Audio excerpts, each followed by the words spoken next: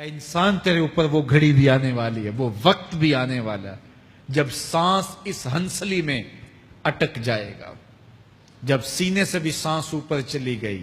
اب ڈاکٹر بھی لا علاج قرار دے رہے ہیں کہ اب علاج نہیں رہا ہے، جان بس اب نکلنا چاہ رہی ہے۔ اب گھر والے روتے ہیں، کہتے ہیں کوئی جھاڑ پھونک والا لاؤ، کوئی دم والا لاؤ، شاید وہ کوئی دم کرے تو اس کی جان میں جان آ جائے۔ ڈاکٹروں نے تو لا علاج قرار دے دیا۔ اللہ فرماتا ہے یہ تو جھاڑ پھونک والے کو ڈھونڈ رہے ہیں، لیکن جس کی سانس یہاں اٹکی ہے وہ سمجھ گیا ہے اب موت آ گئی ہے، اس کو یقین ہو گیا ہے کہ اب موت کے لمحے آ گئے ہیں، اب میں بچ نہیں پاؤں گا، اب آنکھیں تاڑے لگی ہوئی ہیں۔ اللہ وہ منظر بیان کرتا ہے، صاحب یہ وقت آنے والا ہے جب دونوں انگوٹھے باندھ دیے جائیں گے، جب ناک میں روئی ٹھونس دی جائے گی، جب چٹے لباس میں کفن دیا جائے گا، جب غسال کے سامنے بے بس پڑے ہوں گے۔ یہ محل، یہ کوٹھیاں، یہ بنگلے جس کو سویر شام لگ کے حلال حرام کی تمیز کیے بغیر بنایا تھا، غوث اعظم رضی اللہ تعالیٰ عنہ بولے مکان بنا رہا ہے، بسیں گے اور حساب تو جا کے دے گا، اور یہ تو ایک رات بھی تجھے اس گھر کے اندر نہیں رکھیں گے کہ چلو ایک رات مہمان رکھ لیں۔ کہتے ہیں نہیں نہیں، مہمانوں نے بھی جانا ہے تو جلدی کرو، اس کو سپرد کراؤ، وہ تو تیرا لباس بھی پھاڑ کے اتاریں گے، خود غسل دینے کے لیے تیار بھی نہیں ہے، تجھ سے خوف آنے لگا ہے۔ جاندی واری ڈرونا بنے ہوتے، ہاتھ نہ لاندے ڈر دے، جنہ لئی تو پاپ کمائے اج کتھے نہیں تیرے کر دے۔ آج تو وہ تیرے ساتھ تجھے غسل دینے کے لیے آمادہ نہیں ہے۔ اولا لکا فاولا ثم اولا لکا فاولا، تیری خرابی آ پہنچی، ہاں تیری خرابی آ پہنچی۔ ایحسب الانسان ان یترک سدی، انسان دنیا میں یہ گمان کرتا ہے اس کو سدا چھوڑ دیا جائے گا۔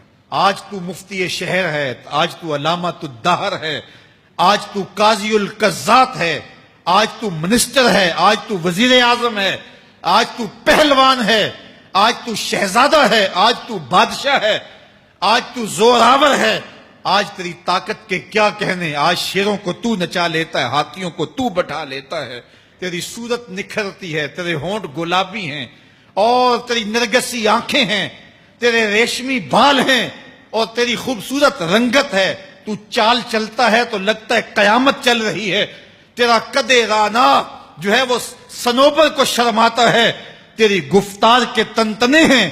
جس نے اتنی خوبصورت شکل ماں کے رحم میں بنائی، کیا وہ ہڈیوں کو جوڑ کے دوبارہ انسان نہیں بنا سکتا؟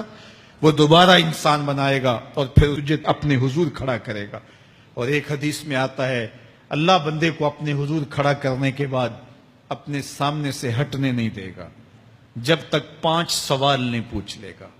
ان عمرہ ہی فیما افنا ہو، اس کی عمر کے بارے میں پوچھے گا کہاں ضائع کی، اس کی جوانی کے بارے میں پوچھا جائے گا جوانی کہاں گزار کے آیا ہے، مجنوں تو نہیں بنا رہا، خواہشات کا اسیر تو نہیں ہو گیا، دیوانوں کی طرح زندگی تو نہیں گزار کے آ گیا، تیری جوانی کسی چوک میں تو نہیں گزری، تیری جوانی آوارگی میں تو نہیں گزری، ساری ساری رات سوشل میڈیا کے اوپر گندگی اور غلاستیں تو نہیں دیکھتا رہا، تیری جوانی گزری کہاں ہے؟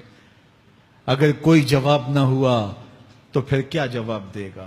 اور وہ کتنا خوش نصیب ہوگا جو کہے گا مالک میری جوانی سجدوں میں گزری، میری جوانی قیام میں گزری، میری جوانی رکوع میں گزری۔ جوانوں اپنی زندگی کو مالک کی دہلیز پہ لے آؤ، جوانی وہی ہے جو مالک کی چوکھٹ پہ گزرے۔ اپنے دل کا تعلق جوڑو، عشق کرنا ہے تو پھر آمنہ کے لال سے کرو، محبت کا رشتہ ان سے جوڑو، تعلق کا ربط ان سے قائم کرو، جوانی کو دین کی راہ پہ ڈالو۔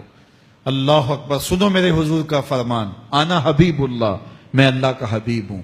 پھر فرمایا الشاب التائب حبیب اللہ، جو جوان جوانی میں توبہ کرے وہ بھی اللہ کا حبیب ہے۔ آؤ اللہ کے حبیب بن جاؤ۔ جب آپ اپنی ساری زندگی اللہ کے نام کر دیں گے تو پھر وہ پوری کائنات تمہارے نام کر دے گا۔ کی محمد سے وفا تو نے تو ہم تیرے ہیں، یہ جہاں چیز ہے کیا لوح و قلم تیرے ہیں۔